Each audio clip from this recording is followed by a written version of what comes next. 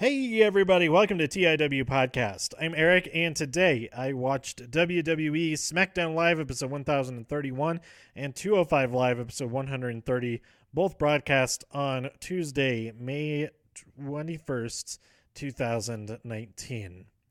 Right off the bat, this 24/7 championship, not right off the bat of this episode, there's some stuff that happens before this, but the 24/7 title, I am enjoying the hell out of this because R-Truth is amazing, and everything that happened involving that title tonight was very, very funny, and I enjoyed it quite a bit.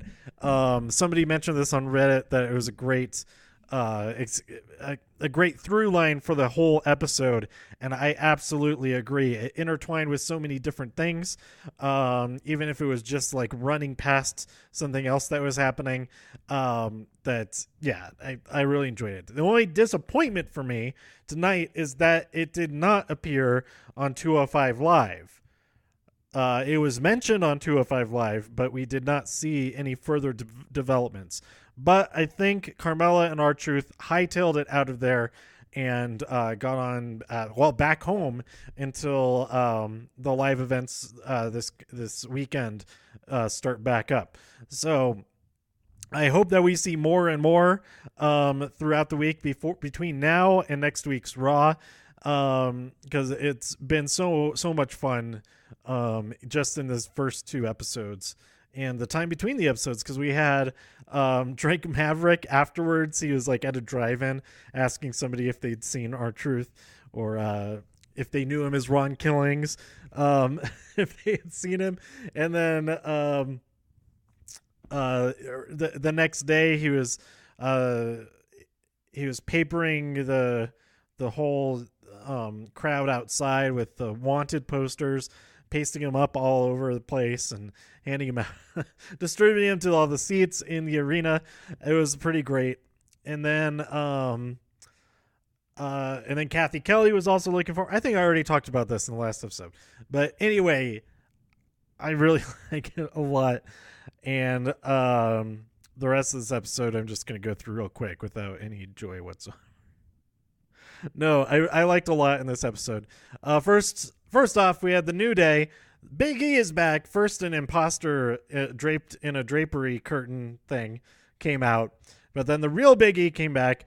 They were celebrating, but then Kevin Owens interrupted. He didn't say anything. Sami Zayn came out to join him and said a whole lot using both microphones. So I think we should call him Sammy Two Mics. He issued a challenge to Kofi Kingston. So later on, we get Kofi versus Sammy. Drake and Carmella both looking for R-Truth backstage. R-Truth, Carmella finds him. He's wearing a very expensive $12 wig. But it's not enough to disguise him because he still has the championship with him. He demands that Carmella help him. So she goes and takes it and gives him a makeover, and we'll get back to that in just a second. Andrade versus Ali. This match is definitely worth checking out, and the math checks out on the needing to check out this match. Yeah. Anyway, Ali wins this match via roll up, I believe it was. Up next, we had Carmella versus. I told you I was going to blaze through all this. Carmella versus Mandy. Carmella had R-Truth with her for the entrance, and Mandy had Sonya Deville with her. And this whole time I was hoping that during this match, that Sonya would go and pin the disguised R-Truth and win the championship off of him. But that did not happen. The match was instead interrupted by a mass of fellas running after R-Truth because they saw the championship there. They didn't recognize him, but they saw the title around his waist and around her waist. I apologize. They surely would have thought that was a female friend of Carmella joining her for this match. And they go after him. They chase him backstage, and they're trying to make the escape. So I don't know what to who won via that disqualification. Maybe it was a no contest in that case. They try to hide in the female locker room, but shrieks ensue, and they continue on their way to find escape somewhere else. First, they try to as they're trying to escape, was it Jinder Mahal goes for a pin, but R-Truth kicks out and he continues to escape. Then the B team goes for a pin. I think it was Kurt Hawkins who goes in, but Bo Dallas, it might have been the other way around, pulls him off. What are you doing? I was going to go for that. And so they kind of start fighting each other, and that allows them to get away, Carmella and R-Truth. Carmella, just pin R-Truth. Do exactly what he did to Robert Roode. You've gotten even deeper into the trust. You've gotten him deeper entrusted with you. Just go for it. Go for it. And that was the last that we saw of them on this night. So the rest of this episode doesn't even matter. Whatever. Kofi. Actually, all that happened like after most of what I'm about to talk about. Kofi Kingston versus Sami Zayn. Kofi won this match via Trouble in Paradise. Heyman comes out with the briefcase, teases a cash-in, but Dolph Ziggler attacks Kofi from behind. Also, before this match, Big E was attacked by Kevin Owens, perhaps? Interesting. So Kofi did not have anybody at ringside, so nobody was able to intercept Ziggler before he attacked him. So Kofi got taken out on a stretcher, all of that. Dolph then comes out and afterwards says, hey, I would boo me too. Let me explain myself. All of that should have been me. So he's talking about all these great things that Kofi has done, but it should have been me. And that was basically it. But before that, we had Bayley and Becky team up to fight Lacey and Charlotte. So this wild card, I believe they did actually fill out the 4 spots that they're supposed to, I guess, from my count. Becky, Sammy, Lacey, and Drew, because Elias is part of SmackDown anyway, so that's not crossover. Oh, I spoiled it. Drew McIntyre, he attacks Roman at the end after their match that Elias wins. Did Elias? No. Roman won. Why did I circle Elias? Such a dum-dum. Roman won despite attempted guitar attack by Elias after Shane was distracting the ref with an untied turnbuckle pad and all that kind of thing. And then Drew McIntyre came out and hit him with a Claymore as well. Let's see. But going back to Bayley and Becky versus Lacey and Charlotte. Bayley won the match by rolling up Charlotte, so that was pretty awesome. Great for Bayley. Some good stuff in this match as well. I enjoyed it overall. But Becky's just kind of being mean to Bayley. I'm not sure why. I don't think she really needs to be as mean to the people that she is mean to. And I thought, because they had like a backstage interview, Bayley saying, "Oh, I'm liking the sound of Bayley 2 belts." She could have been referring to them teaming up to win the tag team championships off of the Iconics, and then they would both have 2 belts. They'd be Becky and Bayley 4 belts. But I don't think Becky will be able to get along with Bayley for that long to make that happen. But we'll see. We'll see. So yeah, overall, I really like this episode of SmackDown. The 24/7 championship is a huge, huge part of that. So I'm just going to keep on enjoying that and following when I can on Twitter, and mostly Twitter and Reddit when people post stuff about it on there, to see what's going on. Where is our truth? There should be a webpage like Where is Santa Claus? Where we can see where our truth is, but then that would help all of his opponents too much, I think. Also, there's a post about Matt Hardy posted a video where somebody's trying to interview him while he was hiding, and he was just getting really annoyed with the interviewer. Like, you're blowing my cover here, man. Get out of here. You're like, I'm hiding behind this car, but you're like just out in the middle of the parking lot. Like, shoot from far away or something. This is ridiculous. And he turns from regular Matt into broken Matt within the 2-minute video where this interview is just bothering him. But Matt Hardy had a referee with him. So to answer I think that pretty much answers my question from earlier. that it's up to the challenger to have a referee with them, and that there isn't going to always be a referee with the champion themselves. So yeah, that makes sense to me. I think if you want to challenge for it, that you've got to bring all of the accoutrement. He went for that word, and I don't know how you accoutrements, all the all the prerequisites for the match. Anyway, then we have 205 Live, episode 130. We had 2 matches in this episode. Singh Brothers were supposed to fight the Lucha House Party, but they could not appear, so the Singh Brothers insisted that they get a victory by countout. But Drake Maverick appears, or forfeit, not countout. Drake Maverick arrives. He has taken a break from chasing after R-Truth, or perhaps he's locked R-Truth away somewhere so he knows exactly where to find him. He's tricked him into some type of basement boiler room situation. That would be awful. He has a replacement for Lucha House Party. It's Gentleman Jack Gallagher and Humberto Carrillo. This match was actually pretty good, and Humberto gets the win in the end. There's a show on HBO called Gentleman Jack. It has no wrestling in it, at least as far as what I've seen. I only watched the first episode, so it is yeah. If you're expecting Swagatha Christie to appear, he is not in the program called Gentleman Jack. It does seem pretty well made. I just wasn't gonna get into it, regardless of it having to do with Jack or not. I wasn't really digging it, so I only watched the first episode. But go check it out. If it does seem like it's really well made, and if you like it, you like it. You know, that kind of thing. I don't know. But if you like 100% like the things that I like, then you probably won't like it. I don't know. Maybe. But maybe you will. Maybe that's the difference.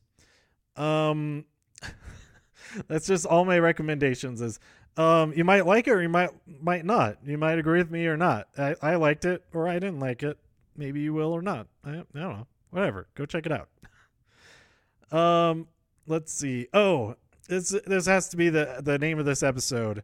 So we have the as he was coming out with Humberto, Aiden calls. No, I think this is the beginning of the match or something. Whenever it happened, Aiden describes Gallagher as a well-dressed tiger.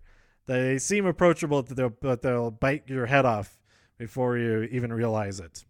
So this episode's got to be called The Well-Dressed Tiger.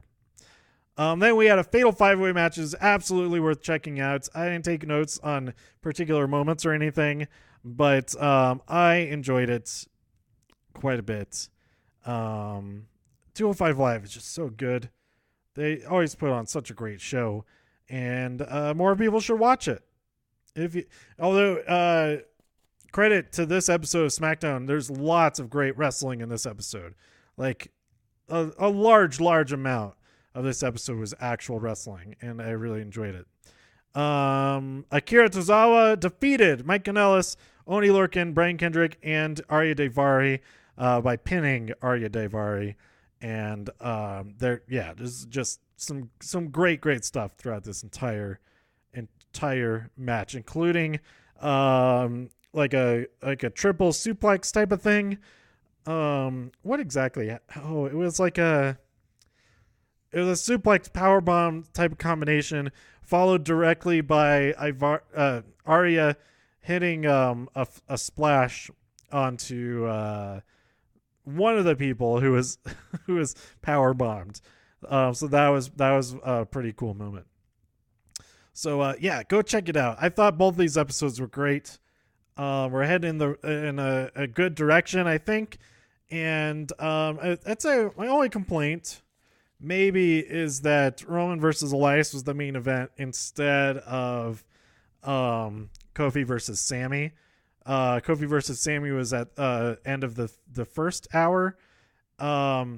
Because we could have just totally lost the Dolph Ziggler explanation, because that's like the only reason that it would make sense to have that take place when it did, because then they could have the Dolph thing afterwards.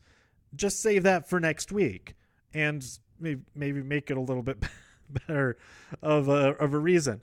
If Kofi versus Sammy was the main event, Roman and Elias was at the midpoint of the show instead, because he still could have had the Drew McIntyre thing happen, and it would kept the eyes rolling. No, that sounds bad. It's a bad thing to keep the eyes rolling. Keep the eyes tuned in across the hour break. I have been pretty conscious of that I'm thinking like, oh, it's 6:59 and this match just ended. There's no way they're going to commercial right now. Something else is about to happen. Like, I'm a little bit too conscious of that now, but it does.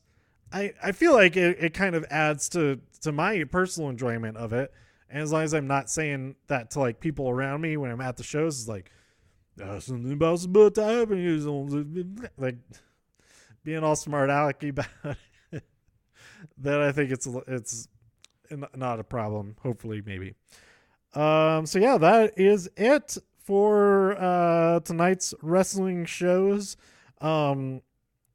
I just posted my Doom Patrol episode 14 review, which is the penultimate patrol. You gotta go check out this show. This show is this episode is the most R-rated so far, but all of them are so weird. It gets weirder every single episode, pretty much, and I'm so looking forward to the finale. I'm not looking forward to it being over for now, but I am excited for another episode, and I'm sure the finale will not go light on the weirdness. So go check out that. This weekend I am going out to Las Vegas for Double or Nothing and StarCast 2. I don't have anything planned as far as getting autographs or anything, but I do want to check out a whole bunch of the panels to just watch and enjoy those. So that might be the entirety of my weekend, but maybe I'll take breaks from that. Take breaks from sitting in chairs to go and watch some panels, or go and stand in lines to meet some people. Like, I don't know. We'll see. But there is like the vendor floor. So there might be a few people I see down there. That would be really cool. Like how I met Vetus. I met some people at All In at StarCast 1. It was just called StarCast. It still is only called StarCast, but it was the first one. So we'll see how it goes. I'll probably just do one episode of the entire weekend, but maybe I'll also throw in some review episodes about the other shows that I'm going to see while I'm out there, which would be, I'm going to go see O again. I'm very excited about that. I forget if I've even talked about that on the show before. The first time that I saw it, I think I'm seeing, it's either Opium or Absinthe. I can't remember which one it is. It's probably Absinthe now I think of it. And I'm going to see Ka finally at the MGM Grand, which is the same whole complex as where StarCast is taking place. It's not in the same venue. That would be weird. That'd be weird to have a wrestling match in a theater designed for a Cirque du Soleil show. Or maybe it'd be friggin' awesome. I don't know. Anyway, that's it.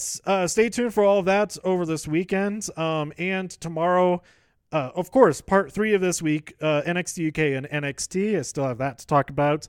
And this week's new comic book episode, where I will also be talking about this past week at Comic-Con Revolution. So stay tuned for all of that and more. Tweet me at TIW Podcast. Go to TIWpodcast.com for more reviews. If you enjoyed this episode or anything else on the site, please share some links with your friends. Subscribe on iTunes, Spotify, Stitcher, YouTube, wherever you like to listen. And I'll be back with more soon here on TIW Podcast. Stay safe out there in all of the infinite multiverses. Bye.